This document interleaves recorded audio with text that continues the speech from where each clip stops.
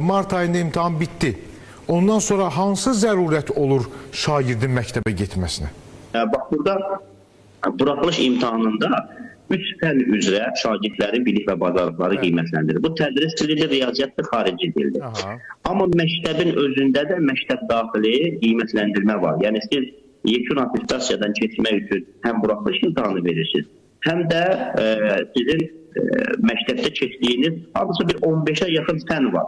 Elə bu buraxılış imtahanı da daxil olmaqla, fənlərə daxil olmaqla siz məktəbdə əlbəttə onların o qiymətləndirməsi aparılmalıdır. Bu məktəb tərəfindən aparılır. Xanlar bəy, üzr istəyirəm, sözünüzü burada kəsəsi olacağım. Yəni, buraxılış imtahanının özü artıq bir qiymətləndirmə təzahürüdür. Uşaqları bu dərəcədə, bilirəm bu dövlət imtahan mərkəzinə veriləcək sual deyil, amma hər halda sizin də təhsil üzrə də mütəxəssis hesab olunursunuz. İllərdir bu sahənin içindəsiniz. Uşaqları əlavə yükləmək nəyə lazımdır? Yəni, nə demək istəyirik, Xanlar bəy? Deyək ki, orada digər fənlərdən, məsələn, izah edin deyə bu sualı veririk. 2 aldı, kəsildi. Yəni, Mart ayında imtahan verdi. 3 fəndən adam 300 yığdı, maksimal yığdı deyək ki.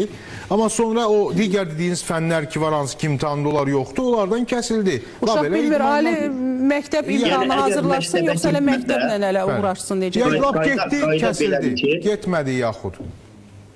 Qayda belədir ki, əgər siz məktəbə getmirsinizsə, onda sizin yekun qiymətləndirməniz aparılmır və sizə sonda attestat verilmir. Yəni, qayda bundan ibarətdir. Yəni, əgər siz məktəbə getmirsinizsə, onda qiymətləndirmə aparılmır.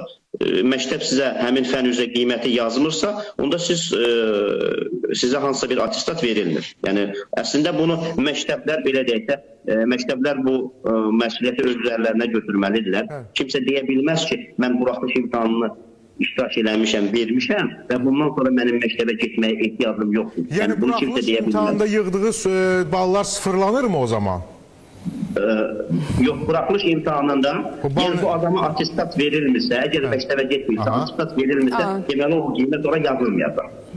Yox, yəni o yığdığı 300 baldan bu Xanlar müəllimi, Xanlar yox, təbii mən prosesi bilir deyə Xanlar müəllim o sualı verir ki, yəni bu 300 balın aqibəti nə olur? Yığdığı bal. Yəni sizə attestat verilmirsə yazılmır o qiymət. Yəni o 300 bal tutaq ki, neçə bal toplamısınızsa, attestat verilmirsə əlbəttə ki, o qiymət yazılmır sizə. Amma əgər hər qiymətləndirmədə iştirak edirsə, attestat balı da yazılır, məsələn 5, 4, 3 məktəb qaldığı qiymət. Eyni zamanda buraxılış imtahanının qiyməti də yazılır, bir ayrıca qrafdır.